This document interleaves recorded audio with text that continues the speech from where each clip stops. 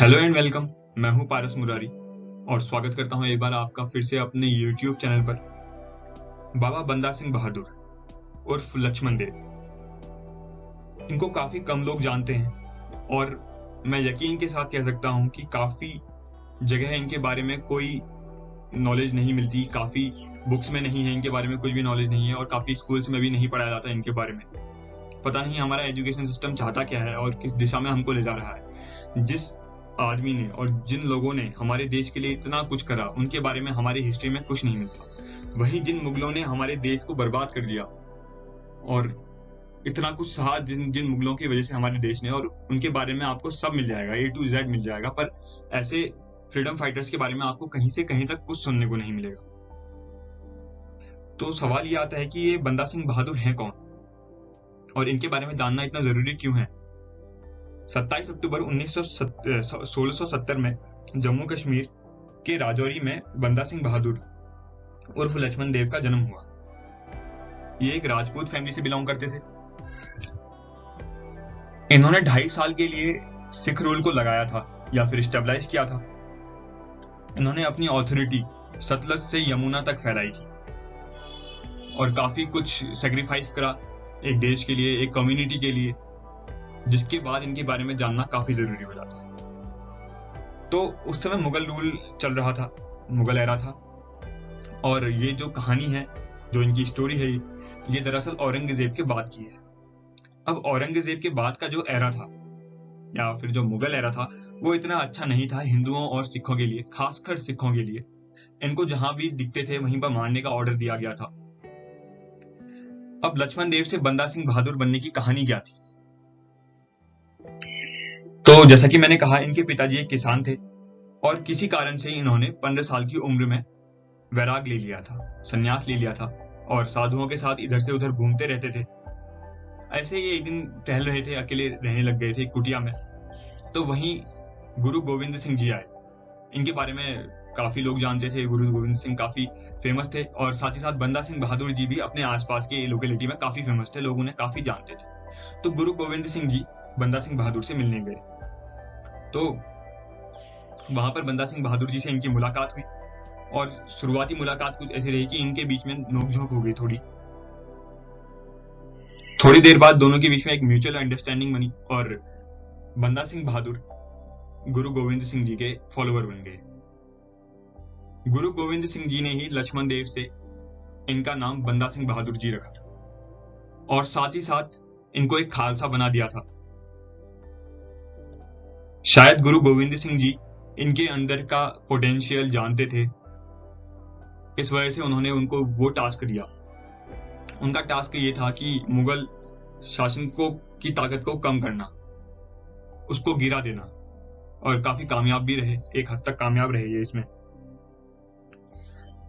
बहरहाल औरंगजेब के मरने के बाद मुगल डायनेस्टी बहुत ही अनस्टेबल हो गई और सैयद ब्रदर्स थ्रोन में आ गए। मतलब एक तरीके से जहां सैयद ब्रदर्स चाहते उस जगह पे तख्ता पलट हो जाता। एक तरीके से वो उस थ्रोन को कंट्रोल कर रहे थे, वो जिसको चाहते उसको गद्दी मिल जाती। औरंगजेब के बाद गद्दी मिली थी बहादुर शाह जफर को, जिसके बाद फर्रुखशियार आए। 1713 से 1719 में फर्रुखशियार का रेन चला और फर्रुखशियार सिखों के लिए बिल्कुल भी अच्छे नहीं थे। इनकी पॉलिसीज काफी खतरनाक थी, सिखों को लेके काफी ड्रास्टिक, काफी भयानक पॉलिसी थी और सिखों को देखते ही मारने का ऑर्डर था और काफी यातनाएं देते थे उनको, काफी टॉर्चर करते थे, जेल में रख देते थे, काफी दर्दनाक मौत थी। 1708 के बाद जब गुरु गोविंद सिंह जी की धोखे से मारा गया, जब गुरु गोविंद सिंह जी को धोखे से मारा गया था, तो बंदा सिंह बहादुर को जैसे ही ये बात पता चली तो वो काफी गुस्से में आ गए और उन्होंने ये प्रण लिया कि वो जिस जगह पे जाएंगे वहां उस लैंड को ऑक्यूपाई कर लेंगे। और ऐसा ही हुआ, उन्होंने हर उस लैंड को ऑक्यूपाई करा जहां जहां वो गए। इन्होंने अपनी पूरी लाइफ टाइम में 10 बैटल्स लड़ी टोटल और 10 की 10 बैटल्स जीते भी। हरियाणा के नरनाउट डिस्ट्रिक्ट में औरतों और सतनामीज को मारा जा रहा था और उनकी कंडीशन इतनी बढ़िया नहीं थी। ये देखकर बाबा बंदा सिंह बहादुर जी ने युद्ध छेड़ दिया। युद्ध छेड़ने के बाद उनको हरा दिया और आगे बढ़ गए। और आगे बढ़ते बढ़ते सोनीपत जा पहुंचे अपने 500 साथियों के साथ। दोस्तों, सबसे बड़ी हैरानी की बात यह थी कि इनके पास कोई भी हथियार नहीं थे, केवल एक तलवार लेके चलते थे। एक केवल तलवार थी हथियार के नाम पे, ना ही घोड़े थे ना ही हाथी थे।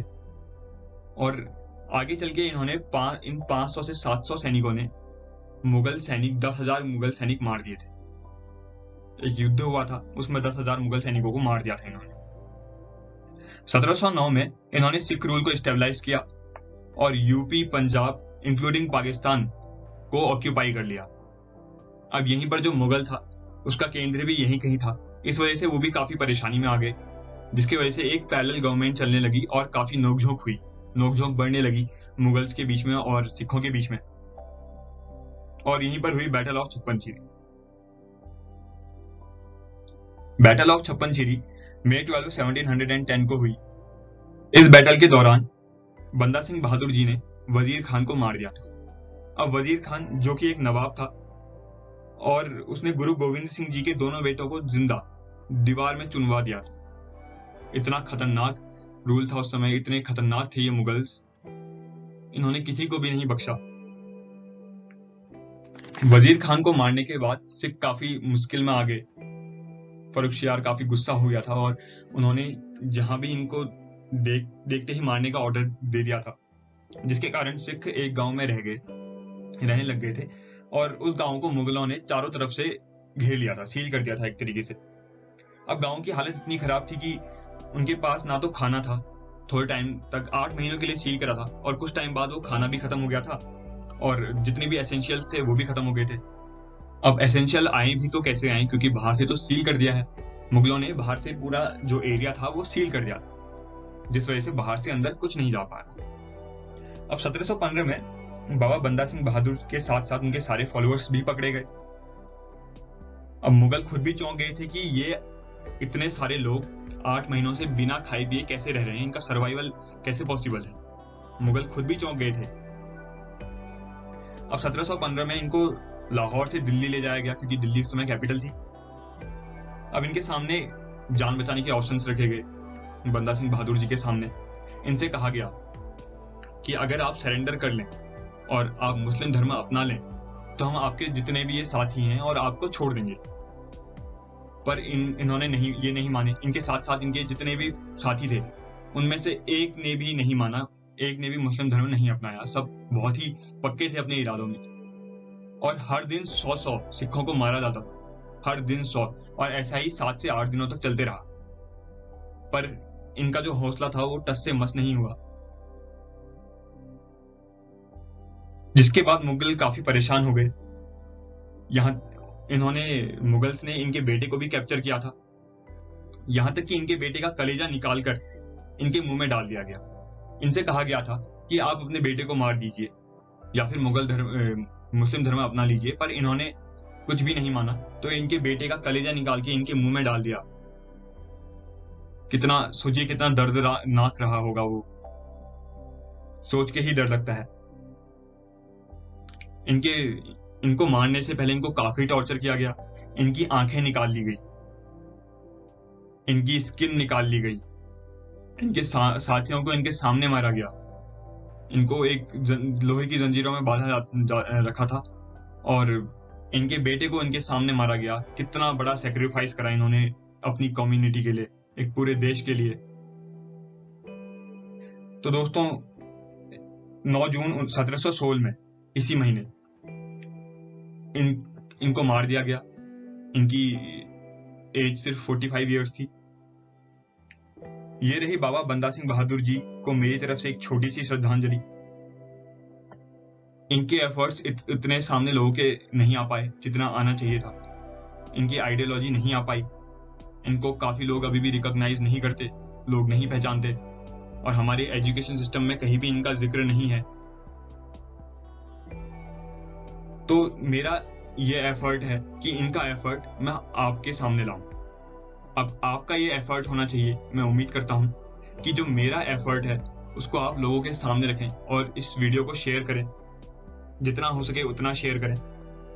और ऐसे ही नई नई इंफॉर्मेटिव वीडियोस के लिए सब्सक्राइब करें इस चैनल को। Thank you.